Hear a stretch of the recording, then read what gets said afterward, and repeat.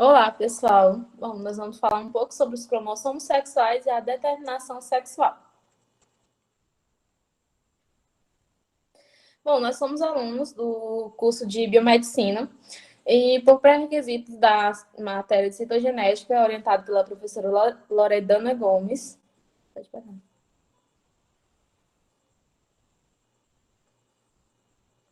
Bom, os cromossomos sexuais. Embora as diferenças anatômicas e fisiológicas entre homens e mulheres, elas são numerosas, a base dos cromossomos do sexo é simples. Um indivíduo que herda dois cromossomos X se desenvolve em fêmea. E um indivíduo que herda os cromossomos X e Y, eles se desenvolvem em machos, sexo masculino e sexo feminino. Bom, os nossos cromossomos, eles são formados por centenas de genes. E ainda assim cabem no seu núcleo, nas nossas células, 46 cromossomos, ou seja, 23 pares.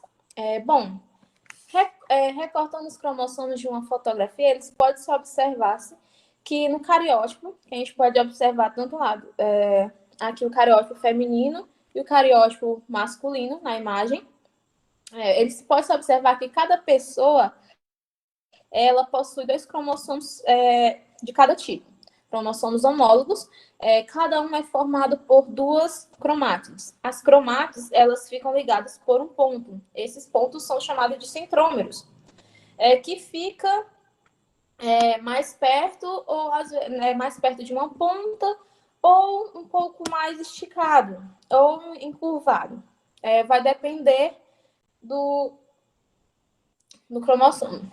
Para facilitar a análise, convencionou-se apresentar os cromossomos de um indivíduo por uma fórmula também chamada de cariótipo, que indica o número total de cromossomos, seguido de uma indicação dos seus cromossomos sexuais. Assim, o cariótipo de uma mulher é 46XX e o cariótipo de um homem é 46XY. Como eu já falei, a gente pode observar na imagem o cariótipo da mulher e o cariótipo de um homem. A mulher 46XX e o homem 46XY. Pode passar. Bom, as determinações sexuais. A determinação sexual. A mulher ela vai apresentar dois alossomos, X e e é chamado do sexo homogamético, pois seus gametas eles sempre terão cromossomo X. O homem ele apresenta um X e um Y e é o sexo heterogomático. Mas por que heterogomático? Pois os seus gametas eles vão possuir metade de um cromossomo X e metade de um cromossomo Y. Em geral, a determinação sexual ela vai depender da presença dos cromossomos sexuais. Contudo, nem sempre o sistema ele é semelhante, porque existe o homem e na drosofila. Na espécie humana, nas primeiras semanas, depois da fecundação, os embriões masculinos e femininos, eles são idênticos. Ou seja, só então os determinantes do sexo masculino ele vai começar a influir nos esboços das gonadas, fazendo o se formar um par de testículo. No embrião feminino, a ausência do gene Y ele vai fazer com que as gonadas primitivas elas vão continuar no seu desenvolvimento original, ou seja, vão continuar dando origem aos ovários. O plano básico de uma espécie é, portanto, feminino. Esses planos ele tem que ser alterado por um gene. Qual seria o gene? O gene Y, para que ele forme um menino. Bom, os testículos eles vão começar a produzir testosterona, que vai determinar a diferenciação do resto das genitálias masculinas, com todos os órgãos reprodutores. A ausência do cromossomo Y, ele, seu desenvolvimento, desenvolve formando ovários que vão produzir o estrogênio. Junto com os outros hormônios, eles vão fazer a fisiologia sexual feminina. Pode passar. Bom, na imagem a gente pode observar a mulher XX e o homem XY Se autofecundando, eles podem dar origem a dois indivíduos de sexo feminino e de sexo masculino, como já foi explicado na determinação sexual. Pode passar. Bom, as anomalias da determinação sexual. Quando a pessoa não tem um cromossomo sexual inteiro, ele é chamado de monossomia. Ou tem um par de cromossomo sexual extra, vai ser chamado de trissomia. As anomalias elas podem também ocorrer quando a pessoa não tem uma parte do cromossomo sexual. Esse é um quadro clínico que é denominado de delação. Bom, as anomalias dos cromossomos sexuais elas são comuns e causam síndromes que são associadas com uma ampla gama de problemas físicos e de desenvolvimento. Muitas dessas síndromes, elas são percebidas, não são percebidas durante a gestação, mas podem ser descobertas com os exames realizados nos exames pré-natais. E por outros motivos, como no caso também de mães mais velhas. Normalmente, é difícil reconhecer as anomalias. Ao nascer, elas podem não ser diagnosticadas até a puberdade. Essas síndromes que são causadas por uma anomalia de cromossomo sexual são menos graves, que causam anomalias de cromossomos não sexuais. Por exemplo, meninas que têm um cromossomo extra, ou seja, um X a mais no seu par de cromossomo sexual, elas costumam ter uma aparência normal, tanto física como mental, são férteis. Já as crianças que com um cromossomo extra enumerado do primeiro par de cromossomos ao 22º par, elas costumam ter anomalias graves. Uns exemplos dessas anomalias é a síndrome de Down, que é normalmente resultado em a pessoa ter 3 cópias do cromossomo 21. Um cromossomo a mais pode ser fatal para o feto. De maneira similar, as meninas com cromossomo sexual ausente têm uma síndrome específica, que é a síndrome de Turner. Enquanto os fetos que não têm um cromossomo sexual, eles não podem sobreviver. Eles não sobrevivem. Pode passar. Bom, os exemplos de anomalias da determinação sexual trouxe a síndrome de Turner, que já foi falado. Como pode observar no cariótipo da síndrome de Turner, no seu par sexual, pode-se observar a ausência de um cromossomo X. Bom, a síndrome de Turner, ela é uma anomalia dos cromossomos sexuais que as meninas nascem com um cromossomo parcial ou completamente ausente. A síndrome de Turner, ela é causada pela deleção parcial ou integral dos 2 cromossomos X.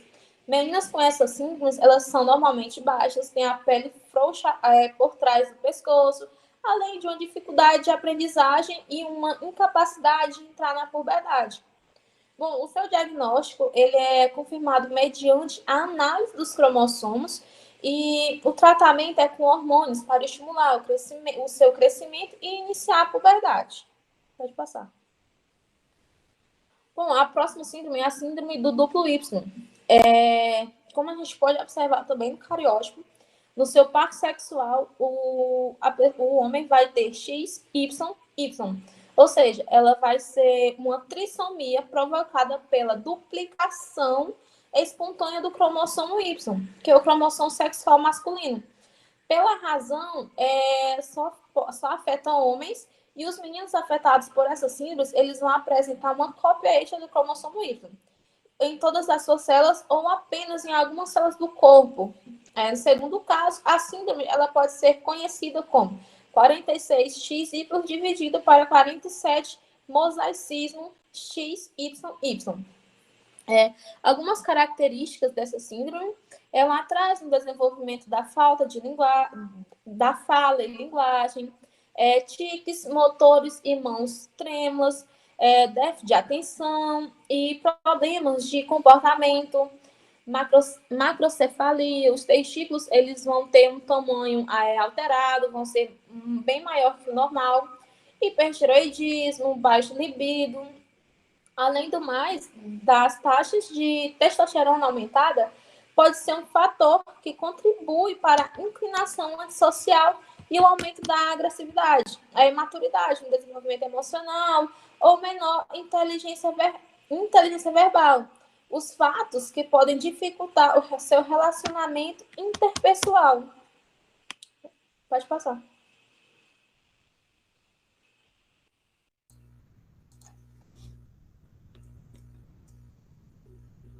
Olá, pessoal. Meu nome é Kaline e agora eu vou falar um pouco sobre as interações dos genes envolvidos aí na determinação sexual. É importante a gente relembrar aqui que vão participar aí tanto os genes localizados nos cromossomos sexuais, como os genes localizados nos cromossomos autossômos. E esses genes, eles interagem em diferentes momentos do desenvolvimento do tecido gonadal, ou eles podem interagir aí em fases restritas. E qualquer alteração nesse mecanismo de determinação gênica, ela vai dar origem aí a diferentes graus de anormalidades no desenvolvimento gonadal. E isso resulta na formação de gônadas digenéticas ou agenesia gonadal, que são anormalidades na dosagem dos genes envolvidos na determinação sexual, seja por insuficiência ou por excesso de expressão gênica.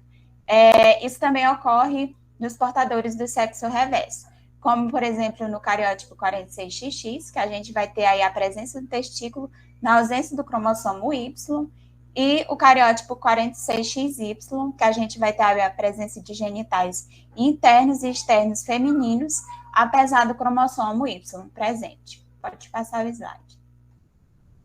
E vamos falar também sobre os genes envolvidos na determinação gonadal. No contexto histórico, na década de 50, foi reconhecida aí a presença do cromossomo Y como um fator determinante do desenvolvimento gonadal masculino em humanos. E isso se deu por meio de técnicas citogenéticas, que a partir daí elas começaram a ser utilizadas para o estudo das alterações cromossômicas.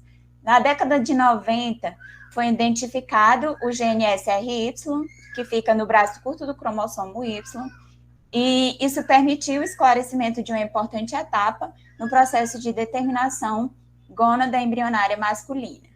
E o que é esse gene SRY? Ele está localizado próximo à região pseudoautossômica do braço curto do cromossomo Y. Ele é constituído por um único exon, que são sequências de base transcritas e traduzidas, que codifica aí uma proteína de 204 aminoácidos. Ele vai agir como indutor na determinação sexual masculina, e a sua expressão ela ocorre nas células somáticas da crista genital, induzindo aí os primeiros sinais do desenvolvimento testicular. E a confirmação do gene SRY como fator determinante testicular, ela foi realizada através do experimento de Kupmer, que ele inseriu um fragmento de 14KB de DNA que tinha o gene SRY em ovos XX fertilizados. Isso foi suficiente para determinar aí o desenvolvimento de gônadas masculinas. Ou seja, né, sugere que o SRY ele atua como um regulador de outros genes. Provavelmente aí vai ser um gene repressor da inibição do desenvolvimento testicular. Na década de 50, a causa do sexo reverso ela foi sugerida como a troca de material entre cromossomos paternos X e Y durante a meiose. Ou seja, ocorreria aí a transferência de fragmentos do cromossomo Y para o X. E isso foi confirmada pela presença de sequências específicas do Y no cromossomo X de alguns pacientes.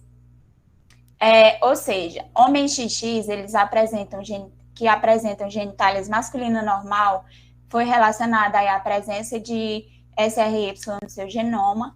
Homens XX com ambiguidade genital, usualmente não foi encontrado aí material de Y detectável, e em raros casos de homem XX com genitália ambígua, nos quais identificou aí a presença do SRY, ela estava localizada no cromossomo X inativo. Logo, a maioria desses pacientes, eles não apresentam as sequências do cromossomo Y, incluído o gene SRY. Dessa forma, sugere aí a participação de outros genes nesse processo. Na maioria dos pacientes com digenesia gonadal 46XY, foi observada aí a presença do gene SRY normal, com uma frequência de mutação em torno de 15%. E a ausência dessa mutação no gene SRY afastou aí a possibilidade de mutações restritas ao tecido gonadal ser a causa da doença. Outro gene bastante importante aí que a gente vai estar comentando é o gene ATRX, que ele está localizado no braço longo do cromossomo X. Ele é constituído por 35 exons que codificam uma proteína nuclear NTP de ligação homóloga a diversos membros da superfamília helicase 2. Ele pode estar envolvido aí na regulação da transcrição gênica por meio da modulação da estrutura da cromatina. E temos também a síndrome ATRX, que ela é caracterizada aí por deficiência intelectual severa, alfa-talesemia, múltiplas anomalias congênitas, incluindo também anomalias genitais. E a descrição de pacientes portadores tanto de digenesia gonadal como dessa síndrome, por meio disso foi relacionada aí esse gene, a TRX, ao desenvolvimento testicular humano. Pode passar o slide. E agora vamos falar sobre os genes localizados nos autossomos. O primeiro que a gente vai comentar é o SF1, que ele está localizado no braço longo do cromossomo 9, é constituído por 7 exons que codificam a proteína, constituída por 461 aminoácidos. Ele é membro da família dos receptores nucleares. Ele vai agir como regulador da função endócrina no eixo hipotálamo-hipófise gonadal e no córtex adrenal, sendo essencial aí na determinação de diferenciação sexual. Tem relato aí de um estudo com camundongos que tinha esse gene bloqueado e eles apresentaram genitália interna e externas femininas, mas morreram no período neonatal por insuficiência adrenal. Outro gene que a gente vai estar comentando é o gene WT1, que ele está localizado no braço curto do cromossomo 11. Ele é constituído por 10 exons e é expresso durante o desenvolvimento da crista urogenital e é implicado no desenvolvimento renal e gonadal precoce.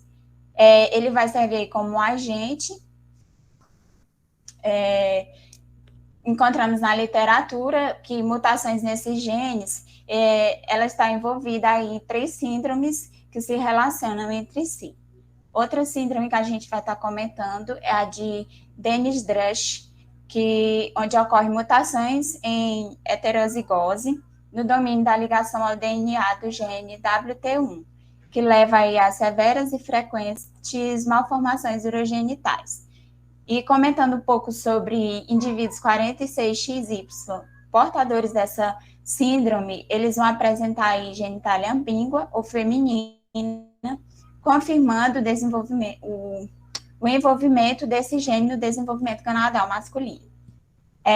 Na síndrome de Frazier, o paciente 46XY, ele vai ter genitália aí externa feminina, normal, gônadas em fitas e desenvolve uma glomerulopatia progressiva. Outro gene que a gente vai falar é o gene SOX9, que ele está localizado no braço longo do cromossomo 17 e é constituído por 3 exons que codificam a proteína de 509 aminoácidos. Ele é expresso no testículos em desenvolvimento e condensações mesenquimais precursoras de cartilagem e osso. Ou seja, sugere que esse gene ele é um determinante testicular que está sujeito à regulação de genes como o SRY. Outro gene importante aí vai ser o gene WNT4, que ele está localizado no braço curto do cromossomo 1. Ele é constituído por 5 exons que codificam a proteína de 193 aminoácidos. Ele tem sua expressão diminuída no testículo, porém ele permanece no ovário. No paciente portador de digenesia gonadal 46XY com múltiplas malformações,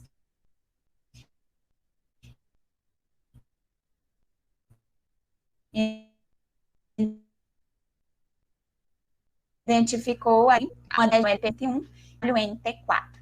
Ou seja, sugere-se a participação desse gene aí na determinação gonadal em humanos. Outros genes que vamos estar comentando aí também vai ser os genes DMRT1 e DMRT2, que são mapeados aí no braço curto do cromossomo 9. Eles codificam proteínas que contêm o núcleo de ligação ao DNA, que é denominado DM. Esses genes, eles evolutivamente são conservados com o domínio DM e são relacionados ao desenvolvimento gonadal. Foi identificado aí nessa região e denominados DMRT. Estudos na região codificadora desse gene, DMRT1, e no domínio DM do gene DMRT2, em pacientes com sexo reverso 46XY, não identificou-se mutações nesses pacientes. Ou seja, a causa dessa síndrome ela é sugerida como um mecanismo de haploinsuficiência para a região 9P. É isso.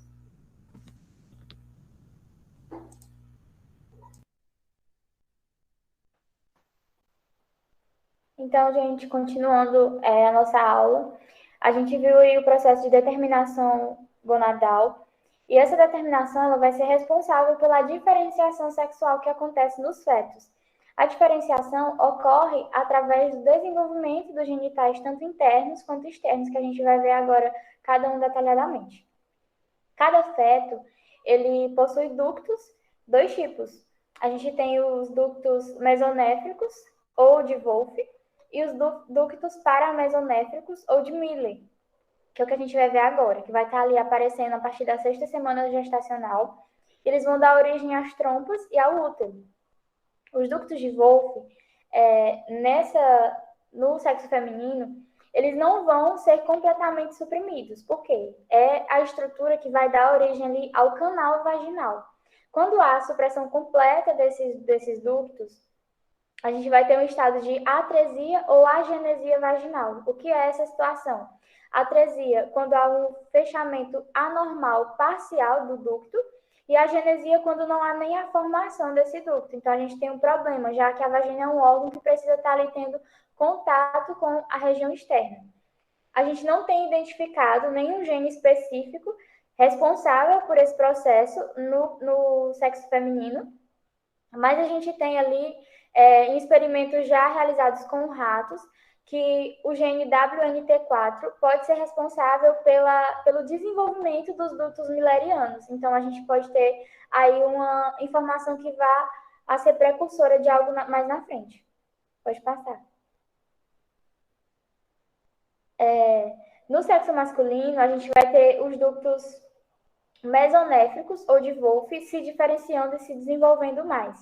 Eles vão aparecer a partir da 3ª semana de gestação, até antes dos ductos de Miller, e eles vão dar origem aí a estruturas que a gente conhece como epidídimo, o ducto deferente e a vesícula seminal. Os ductos de Miller, ao contrário do sexo feminino, vão atrofiar completamente através da ação do hormônio RAM, que é secretado ali pelas células de Sertoli. Então, já é uma situação diferente. Pode passar. E o que é esse hormônio RAM? A gente vai ver um pouco da síntese e da ação dele. O hormônio RAM vai ser aí um hormônio glicoproteico que vai fazer parte da superfamília do TGF-beta. Ele vai ser um fator tanto transformador quanto de crescimento e vai aparecer em diferentes fases da vida do indivíduo, começando lá na fase embriogênica, vai aparecer novamente no final da gestação, após o nascimento e na vida adulta. E essa informação de que ele aparece em várias etapas da vida nos dá a entender de que a ação funcional dele não é só essa supressão, essa atrofia dos ductos de Miller, mas pode ter também aí uma função mais avançada que vai tratar até da maturação, mas que por enquanto ainda não é totalmente esclarecida. Em relação a mutações nas células de Sertoli, nos genes que codificam a síntese desse hormônio, quando a gente tem essas mutações, a gente tem a persistência dos ductos de Miller em indivíduos 46XY, que no caso seria o indivíduo macho. E por que existe essa persistência? porque a ação dele é exatamente coordenar a atrofia. Então, se a gente tem uma mutação, tem um problema no funcionamento e ele permanece com o ducto, independente do indivíduo ter criptorquidia ou não. Essa criptorquidia é um estado em que o indivíduo não tem a descida testicular para o envoltório epidérmico que fica abaixo da região peniana. Então, independente do indivíduo apresentar essa situação de criptorquidia ou não, a gente tem a persistência do ducto em mutações inativadoras. Pode passar. A gente vai ver também um pouquinho sobre os genes envolvidos no desenvolvimento dos genitais externos. E para falar um pouco sobre isso, a gente vai ver que estruturas básicas ali que tem no feto, elas vão ser diferenciadas dependendo da determinação sexual, se masculina ou se feminina. E a gente vai ver agora um pouco dessas estruturas que vão se diferenciar. Os tubérculos genitais vão dar origem no homem, e a gente sempre vai falar nessa ordem, primeiro o masculino, depois o feminino, da glande do pênis e o clitóris. As pregas urogenitais vão dar origem ao corpo do pênis e aos pequenos lábios. As pregas lábios escrotais vão dar origem às bolsas escrotais e aos grandes lábios.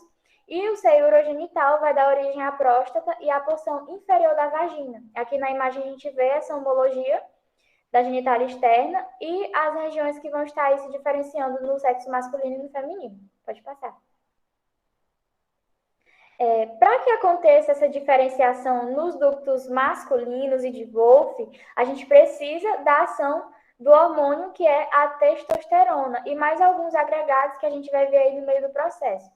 E para isso, a gente precisa de uma cascata de genes que coordene essa biossíntese da testosterona. Por que só é na testosterona e masculina? Porque a gente até então não conhece nenhuma ação hormonal que trabalhe para essa diferenciação no sexo feminino. Então, a gente vai se ater aqui ao processo masculino. Em primeiro lugar, a gente vai ter a transferência de colesterol para dentro da mitocôndria, através da ação da proteína STAR, que é codificada pelo gene CYP11A1.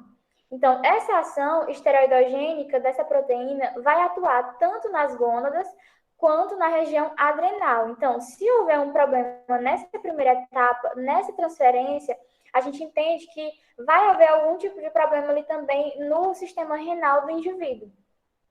Na segunda etapa, a gente vai ter o gene CYP11A atuando na metabolização do colesterol em pregnenolona em 3 reações. E essas reações vão acontecer aí em cadeia. E a gente sabe também que vai ser através da enzima citocromo P450-SCC. A terceira etapa vai ser a desidrogenação da pregnenolona da etapa anterior e a saída dela da mitocôndria, que a gente primeiro entrou e agora ela vai sair. E vai acontecer através da codificação do gene 3-beta-HSD, que também vai liberar essa enzima que coordena alguns outros hormônios, como também a progesterona. Em seguida, a gente tem também a codificação da enzima que hidroxila a progesterona e também a pregnenolona do gene através da codificação do gene CYP17. Em última instância, a gente tem a diferenciação ali já chegando nos seus finalmente da genitália humana através da codificação do gene HSD17B3.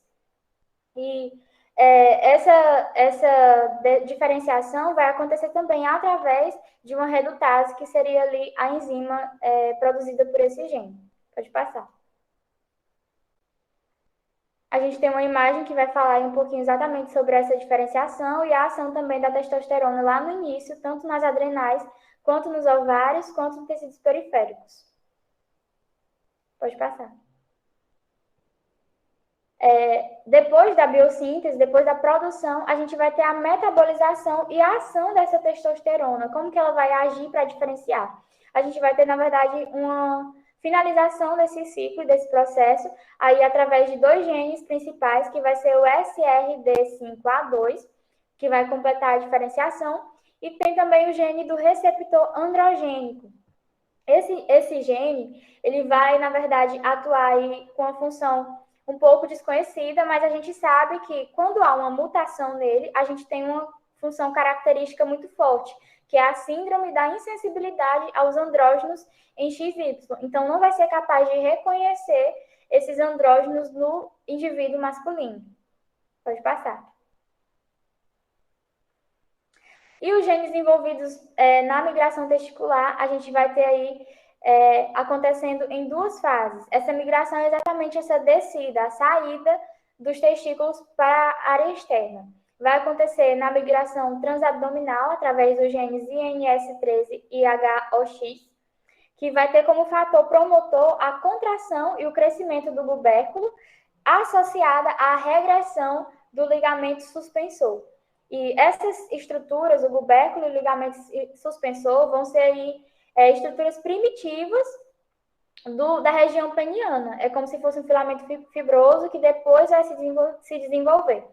E a gente tem a descida inguino-escrotal, que vai ser também controlada pelos andrógenos e também controlada por essa migração transabdominal que acontece anteriormente.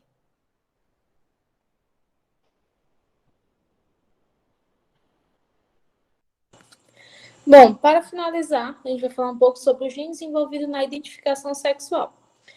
Os genes que codificam a 17B hidroxiesteroide desintrogenase 3 e a 5A redutase 2. E a deficiência da 5A redutase 2 e da 17B hidroxiesteroide desindrogenase 3. Bom, em humanos foram estudados indivíduos 46XY, que suas mutações, os genes codificam a 17B hidroxiesteroide desindrogenase 3 e a 5A redutase 2. Observou o quê? Observou que em pacientes que apresentam esse fenótipo feminino, eles ao nascimento e são criados como meninos e na puberdade eles apresentam identificação com o sexo masculino e muda o seu sexo de criação. Por outro lado, os pacientes com mutações de gene receptores andrógenos, eles determinam a forma completa da insensibilidade aos andrógenos. Ou seja, eles também apresentam um fenótipo feminino ao nascimento, mas são criados como meninos, mas mantêm o seu sexo feminino após a puberdade. Esses fatos, eles sugerem que a ação andrógena tem uma importância e influência na identificação do sexo masculino, mas a identificação de pacientes com a deficiência dessa 5A redutase e da 17B hidroxiesteroide, elas que não mudaram para o sexo masculino. E na puberdade, indica que os fatores, tanto os fatores social como psicológico, durante os primeiros anos de vida, eles exercem um papel importante na influência, na subsequência dessa identificação sexual. Pode passar. Bom, pessoal, essas aqui são as nossas referências que foram usadas para fazermos a nossa videoaula. E muito obrigada.